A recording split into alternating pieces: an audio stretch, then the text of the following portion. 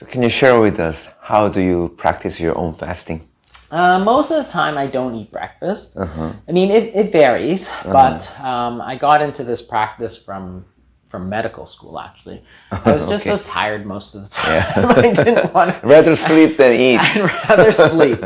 So, I'd be up late, and then, if I had to get up for a 7 o'clock meeting, rounds and stuff, I wanted to wake up at 6:55, brush my teeth and go, right?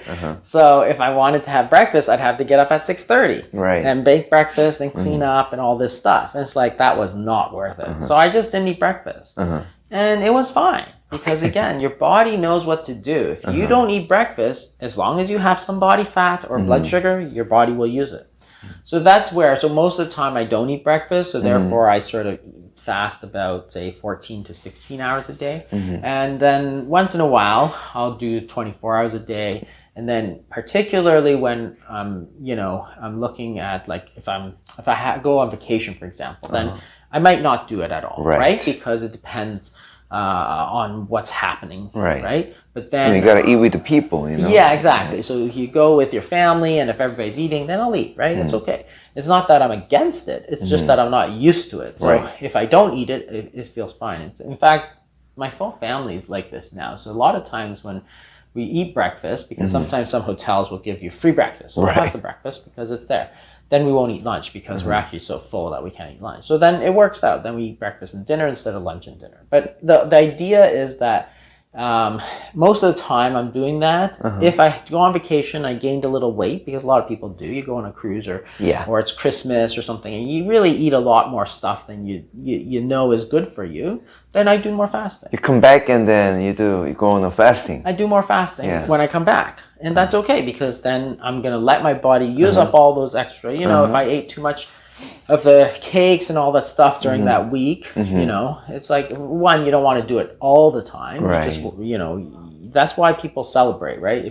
If you eat cake all the time, it's not special, right? If you eat cake and occasion, just during Christmas and holidays, then it's nice. Right. Then you go back, but I do a bit more afterwards to sort of make up for it. So it's flexible, right? You can do it more, you can do it less, you can do it when you feel like it, like on the regular day, and not feel like it. And the thing about fasting is that it's very good because it creates a eating structure, right? Because the idea is that you have a period of time that I eat lunch and I eat dinner. This is on a regular day. So it doesn't take willpower for me not to eat breakfast. It's just normal. I'm not spending willpower to not eat breakfast. Right? So now I've created a habit which takes it entirely out of having to think about it. Just like the people... So you can have a flexibility. You can have flexibility, but as long as you build it into a structure, then it's easy for you to follow. And then when it becomes a habit, you just are able to follow it without thinking about it. As opposed to calorie counting, which is like, well, today I had, this many calories, this, and then therefore I can't eat this. Like every day you want to think about that? No wonder it doesn't work, because you haven't built it into any kind of structure that you can easily follow on a day-to-day basis. Even for diabetic patient who wants to improve their diabetic condition through the fasting, can have a flexibility. Yeah, absolutely. Because if if one week you have something special, like a cruise or something, then certainly you might be a lot less, involved. But the thing is that it's all about balance, right? Because people always think, okay, well, I'm going to eat normally, then I'm going to go on my cruise, and I'm going to eat a lot, right, for a week. And then I'm going to go back to normal. Okay, well, that's fine, but when are you going to make up for this part, right? So if you go a week up here to balance, you need a week down here, right? Like, it makes no sense that you can say, I'm going to splurge on this week of cruise, then go back to normal and lose weight. You're not going to lose weight. You're not going to maintain your weight. You have to go up for a week, and then you have to go equally down for like a week. I see. Then you can go back to normal. You got to make it up. You got to make it up. And that's what fasting does for you. It means that you can be more flexible and more lenient, because the whole thing is that you can't simply not eat all the time. You have, like, sometimes you do want to celebrate. You do want to have your desserts with your friends. You do go to a wedding and they have this and that, right? That's just life. That's part of celebration, right? It's not that you don't want to deprive yourself of all that. So if you had a big meal, well then you'd be out, you'd be celebrating, had a big meal, maybe it's New Year's or something like that. Then the next day you'd sleep in and you might just skip lunch and go right to dinner. Right. That's okay, because remember, you had you ate way more than usual, but then you missed lunch, so now you're back even. It's okay. But people stopped thinking that way. People started to say, you have to eat. You have to eat. You cannot skip a meal. Yeah. Breakfast, you must eat breakfast. So even if you ate like a huge meal with a midnight buffet, people would still be like, well, you still got to get up at 8 o'clock and eat some muffins. Why? You had a huge meal the night before. Yeah. It's okay. Oh, you cook for days. Exactly. You can let your body just wear it off. Use it all. Right. Then you're going to be healthy. If you eat this huge meal at night, then you go back to your normal breakfast, lunch, dinner. Guess what? You've never made up that huge meal.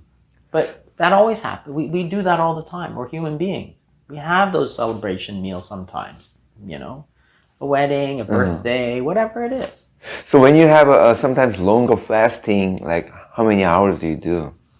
Oh, I do all kinds. So I actually think that the longer ones I find quite useful sometimes. So I'm talking 3-5 days. Days? Yeah. Oh. So I find them quite nice, but I don't do them all the time. Yeah. I do them. Does it happen like once a year or? Maybe once a year. Yeah. I mean, I know people who do it more frequently, and if you have weight to lose, then there's no problem with that. But I actually find them very nice because it's a way to sort of just reset your body. Sometimes there's some studies that suggest that, even in terms of autoimmunity and stuff, some of the longer fasts are nice.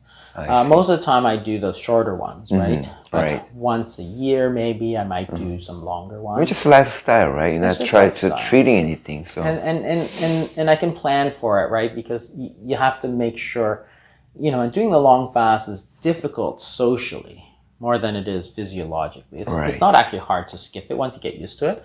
But socially, it's like you go out with people, right? You meet people, you have dinner with them, right? Or you have dinner with your family. So it does take a bit more planning where I'll be like, well, I'm not going to eat these days. Gotcha. Right? So then I don't plan to go out to a restaurant or whatever. So it's important to balance the social aspect. Right. I think that's a great insight.